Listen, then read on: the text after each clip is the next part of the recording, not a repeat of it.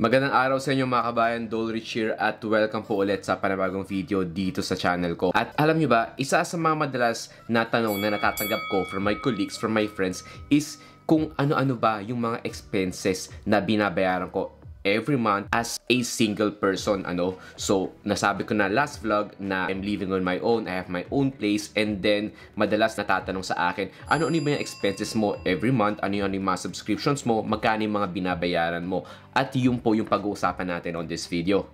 Una po sa lahat, kung first time nyo lang sa channel ko, ako si Dolrich, Filipino nurse dito po sa Antwerp, dito sa Belgium. Gumagawa ako ng mga travel videos, lifestyle videos, at saka mga informative videos. At kung first time nyo po dito sa channel ko, consider subscribing at tingnan nyo na rin yung mga past videos ko po, maaaring makatulong siya sa inyo. Alam ko po, most of you will agree kapag sinabi ko living alone is very hard. Mahirap po in a sense na since mag-isa lang ako, minsan nakakalungkot din. Pero ang higit pa pong problema doon is that yung mga expenses, like yung bayad sa apartment, yung electricity, yung tubig, yung iba't ibang subscriptions ko, ako lang din ang kailangan magbayad mag-isa. At ako naman po is naniniwala sa principle na kailangan kong enjoy yung pagtatrabaho at pamumuhay na mag-isa. Ibig sabihin po nun, ayoko naman i-deprive yung sarili ko when it comes to comfort, when it comes to food. So, tinatry ko silang i-balance na dalawa, yung working and earning money at saka syempre yung spending and yung living my life comfortably. Quick history lang po muna tayo, I'm living and working here in Belgium for almost 10 years na, and nag-start ako sa Home for the Aged facility at nagtrabaho po ako doon for 6 years, and then lumipat ako sa hospital, acute care, geriatrics, and then as of now, I'm working as a nurse sa emergency department naman po. Ayan, pag-usapan naman po natin ngayon na yung mga expenses ko per month. So sumasahod po ako like at the end of the month, and then kapag nakuha ko na yung sahod ko, ayun na, simula na ng mga bayarin, So, ang pinakamalaking binabayaran ko per month or almost 1/3 ng sahod ko is napupunta po sa loan ko dito sa pinabayad ko sa apartment. Nasabi ko po last vlog na bumili ako ng small apartment dito sa city center ng Antwerp at every month nagbabayad po ako ng 1,050 euro para daman sa loan ko. So, 1/3 po agad ang natapya sa sahod ko. Dito lang yon sa apartment, pambayad ko lang po dito yon. So, next na expenses ko naman po is 120 euros. Para saan naman yung 120 euro na yan? Maintenance cost po yan. Maintenance cost po yan dito sa apartment. Kasi alam nyo na, since 6-story building po ito, city center na Antwerp, may mga maintenance cost. Kagaya ng bagong pintura, kagaya ng pagpapalinis ng apartment, ng mga common areas namin, pagpapalinis sa garage, or whatsoever. So, everyone na nakatira po dito has to pay 120 euro. Yung 120 euro din po yun, ginagamit din namin siya minsan when we have meetings or when we have special occasions. So, ayun po, doon po napupunta yung budget na yon. Next naman po, punta tayo sa utilities, Sa utilities naman, andyan syempre yung water, electricity, and gas. So, yung binabudget ko po doon every month is from 140 to 170 euro. So, ilagay na po natin 140 euro doon. Syempre kapag winter, mas mataas po yung usage ko dahil na rin sa heater, pero ngayong summer naman, syempre naka-off ang heating system at medyo mababa ang usage naman ng ilang appliances. When it comes to electricity usage po kasi, ang madalas ko na magamitin dito is yung mga laptops, yung external monitor ko, saka yung microwave, oven, ayun lang naman. Pagdating naman sa water, minsan doon ako sa work naliligo, minsan naman sa gym ako naliligo rin. So at least nakakatipid ako when it comes to water consumption dito sa apartment ko.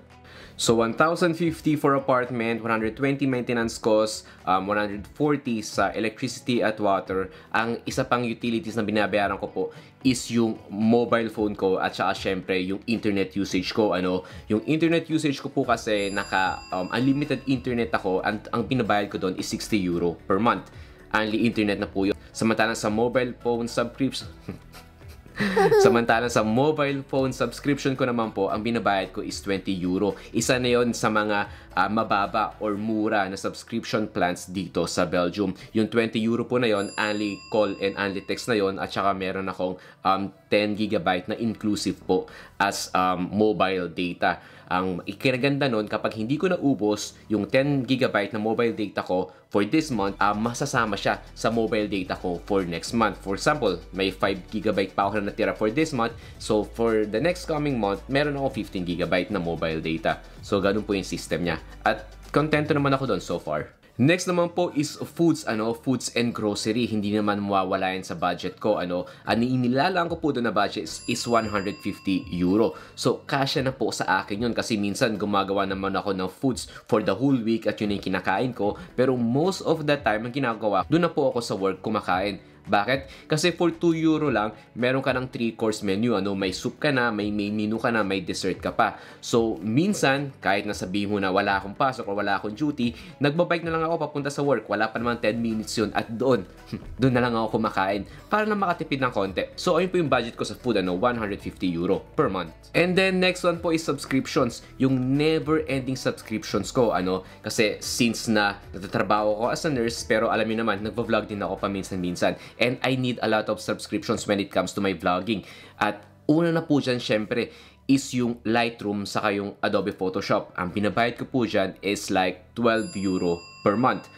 And then, syempre, andyan din yung verification for IG at verification for Facebook. Ang binabayad ko naman po dyan is 35 euro. Magkasama na yun sila. Yung verification for FB at yung IG as a whole, 35 euro po yung binabayad ko per month. At saka syempre, kapag gumagawa ako ng videos, gumagawa ako ng vlog, kailangan ko ng music.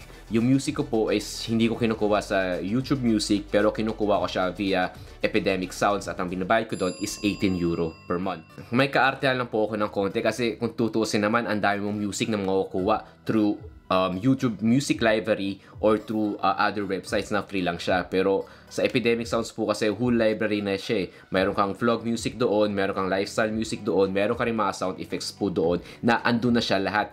At saka syempre po kasi walang chance or the chance is very, very, very slim na ma-copyright o na ma-flag yung video mo dahil sa music na ginamit mo. At saka syempre po may subscription din ako sa gym or fitness center. Ang binabayad ko doon is 20 euro. Yung fitness center po dito is 5 minutes lang from me. And then minsan nilalakad ko nga lang siya. Minsan nagbabike din ako. Napakalapit lang. At saka syempre in-stress out ko na rin naman sa inyo kung gaano ka-importante yung pag-exercise. Hindi lang physically kundi emotionally na rin. So I make sure na after duty, before duty, or during my free days na talaga nagwo-workout po ako. So far, alam nyo, ang dami ko ng expenses, diba? Pero hindi pa po tayo tapos, meron pa. Siyempre, may kotse rin po ako, Yung kotse ko naman kasi, bihira ko lang gamitin. Ginagamit ko lang yung kotse ko kung kailangan kong dalawin si mama na nakatira outside the city center. Pero minsan, most of the time, kailangan ko lang mag-tank once a month. At ang tank ko naman is like 60 euro lang, And good for almost 600 kilometers na yon. So, nilalaanan ko rin po ng budget yon. At saka, syempre, ang kailangan ko rin laanan ng budget, since single ako, para sa akin important na makapag-socialize ako at makapag-hangout ako kasama ng mga kaibigan at colleagues ko. So I make sure na at least 100 to 150 euro ang inilalaan ko po doon. Yan din po yung negative minsan kapag nakatira ka sa city center, Kasi nga, isang labas ko lang, like 3 minutes walking, andun na ako sa main shopping street ng Antwerp. Or 5 minutes walking, andun naman ako sa street ng Antwerp kung saan napakadaming inuman, napakadaming restaurants, iba-ibang cuisine. So, ayun po, parang every week there's almost activity para sa mga nakatira dito. And minsan, kapag free ka, syempre gusto mo lumabas. Kapag lumabas ka na, ayun, mag-start ka ng one drink, magugutom ka, kakain ka ng snacks, and then before you know it, ayun, nakagastos ka na ng malaki. Ang mahalaga po dyan, na-enjoy ko yung sarili ko at nagagamit ko sa akin yung perang pinaghirapan ko. Ayun po yung mga expenses ko every month, Alam nyo, isa-isahin nga natin ulit sila. Andyan syempre yung loan ko sa apartment, 1,050 euro. Andyan na syempre yung maintenance cost po ng apartment na 120 euro. Andyan din naman po yung 140 euro sa electricity, sa gas, at saka syempre sa tubig. At andyan din yung 80 euro kung saan 60 po yung sa wifi at 20 yung sa mobile internet ko. Sa pagkain naman, andyan yung 150 euro. Pagdating naman sa subscription, andyan yung 35 euro sa Facebook at saka sa Instagram. Andyan po yung 12 euro sa Adobe Photoshop at Lightroom. Andyan din naman po yung 18 euro for Epidemic Sounds. Andyan yung 20 euro na gym subscription ko. At nandyan po yung 60 euro na panggas ko sa kotse. At saka syempre yung 150 euro na inilalaan ko po for night out. For a grand total of 1,835 euro. Ganyan po kalaki ang binabayad ko as a single person living here in Belgium every month. Ayun po yung expenses ko, ano. Hindi rin po kasama pa pala dyan yung mga insurances ko, no? Yung insurance ko po kasi is binabayaran ko yearly at hindi siya quarterly or hindi rin siya monthly. So, ang mga insurance na meron po ako, syempre, life insurance, yung insurance ko dito sa apartment, meron din po akong car insurance, saka yung insurance ko naman po as a freelance nurse dito sa city center. So, ayun po yung mga ilan sa mga insurances na meron ako na yearly kong binabayaran. So hopefully meron po kayong nakuha dito sa video na to, no? At isa lang ang masasabi natin, 'di ba? Napakahirap mamuhay ng mag-isa. Napakadaming gastos po talaga, sobra, lalo na ngayon after pandemic. But at the same time, I'm still positive, ano? I'm still thankful kasi nga po I have a place of my own, ano? Meron na po akong naipundar at every month na nagbabayad ako dito, iniisip ko na it is for myself at it is my own place. Plus, nasabi ko na rin po sa inyo from last video na kapag minsan free days ko po, kumukuha ako ng extra hours sa hospital or sa ibang institution para na mapagtrabaho as a nurse. So, ayun po, meron akong extra work kung saan ginagamit yung kinikita ko sa extra work for travel or for my emergency funds. So, ayun na po yung video ko for today, ano. So, kayo dyan, mga kabayan, meron di ba na sa inyong nakatira na solo, na nagtatrabaho mag-isa, or are you with a family? So, kamusta naman po ang kita ninyo at ano-ano mga expenses ninyo? Mas mataas ba yung binabayad ninyo sa binabayad ko ngayon? Or magkapareho lang tayo? Let me know sa comment section sa ibaba po, ano. Curious po ako sa kung magkano yung mga ginagastos ninyo. At saka syempre, kung may mga tips kayo on how to save money, kung may mga tips kayo for me, sabihan nyo lang po sa akin dito sa comment section sa ibaba. Maraming salamat po for watching my video. Huwag kayong mag-alala, on our next video, sasabihin ko naman sa inyo how much do I earn approximately para magkaroon kayo ng idea magkano yung kinikita ko at yung expenses ko ngayon, magkano na may natitira for my savings, ano. So maraming salamat. Don't forget to like the video, mag-comment na rin po kayo sa ibaba, at syempre follow me on my social media channels. Maraming salamat. Bye-bye.